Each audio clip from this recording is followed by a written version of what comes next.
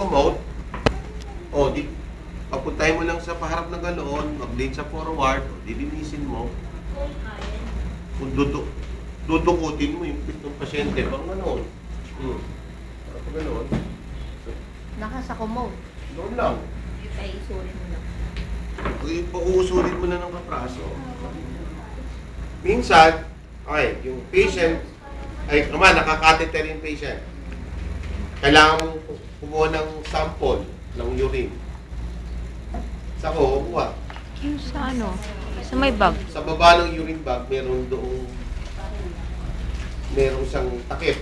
O parang siyang merong lock. Binubuksan lang yun.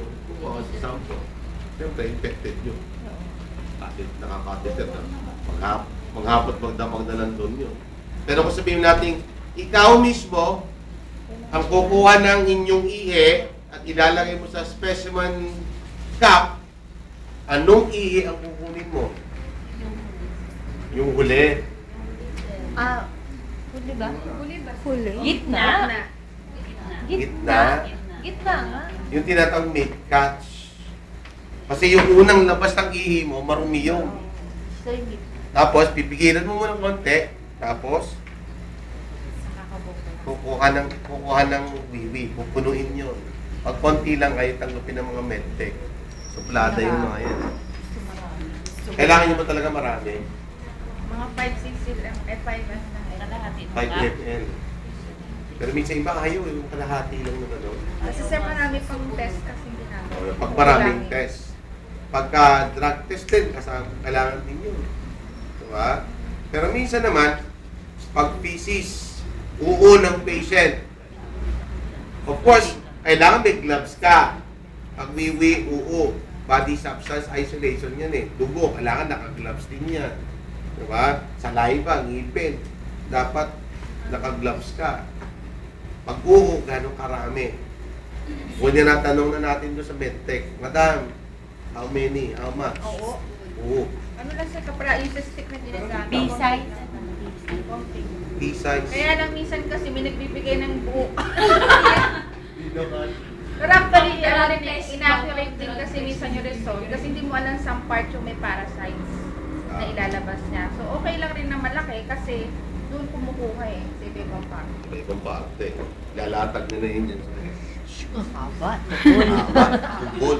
Tubol. Tukul ba? Mas maganda Pero kung kaya na tubol. nakakahiya rin kasi. Alin? Laki-laki naman ako. Kasi sa laboratory pag sobrang laki. Wala lang. Puno, ano? Puno? Ano talaga? Ano yung bote ng Ladies' Choice? Maliit. Pero kasi kami sir, kahit hindi na namin matignan sa Microsoft, alam na namin like yung merong amoebiasis. Pag medyo ano yung parang may sipon yung Ayun. meron yun. Alam na namin to, positive na to sa Laway-laway. Tapos kung infected ka, may mga bula-bula yan. Bula-bula yun. Lalo sa mga bata. Yung mga bata, pag kukuha naman ng stool exam, hindi mo pwedeng nasa diaper. Tama? Kasi pagkatapos mo mag-uho, kasama niyang wiwi. Diba? Kontaminado na siya. Hindi ka rin po pwedeng kumuha ng stool ng patient galing from the bedpan. Dapat yun, directly coming from the puwet ng patient. Directly coming from the anus. Mag-aabang ka talaga.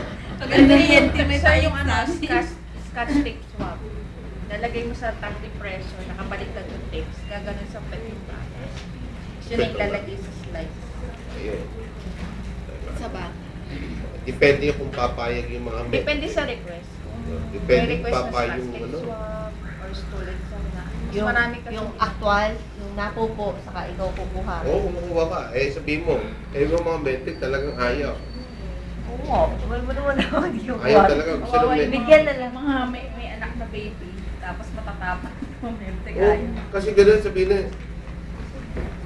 Saan po nakuha to? Dala-dala yung diaper. Hindi reject nyo. Reject yun. Sabihin nun, nakalagay sa plastic bag. Hindi po pwede dyan dapat yung specimen cup. Doon mismo, yung wiwi tsaka uhu. Doon yun. Kasi sterile yun. Kaya yung mga nanay, nakaganyan sila sa diaper, inaabang Kasi susunod yun eh. Oo. Yung ihi, madali ito eh. Hindi siya umihi. Eh, dekat naman. Minsan naman, pagkadali mo sa ospital, tapos magpapalaboratorio, ihi ka, ayaw naman mapaihi. Kung kailan naman kukunan mo, saka hindi na Yun. So, ano ba? Yung wiwi tsaka uho, pwede kayong kumuha yan. Yung dugo, hindi pwede.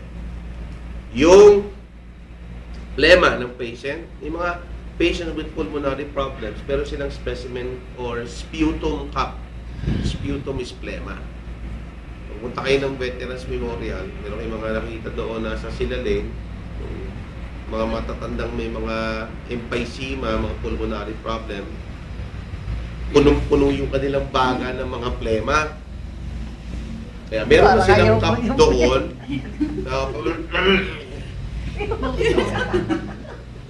Doon mismo nila idudura, doon sa sputum cup. Tama, parang talaba.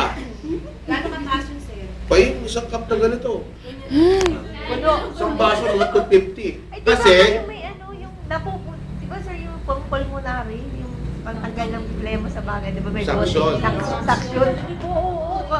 hindi, kasi naman, kung yung patient ay kaya niyang meron siyang cup reflex, kaya niyang ilabas. Kaya niyang idura. Yung iba, wala.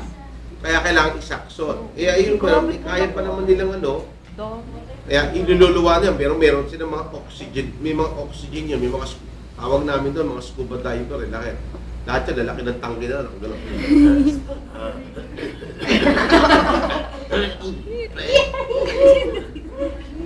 Ini-measure ko rin yun, gano'ng karami yung sputum.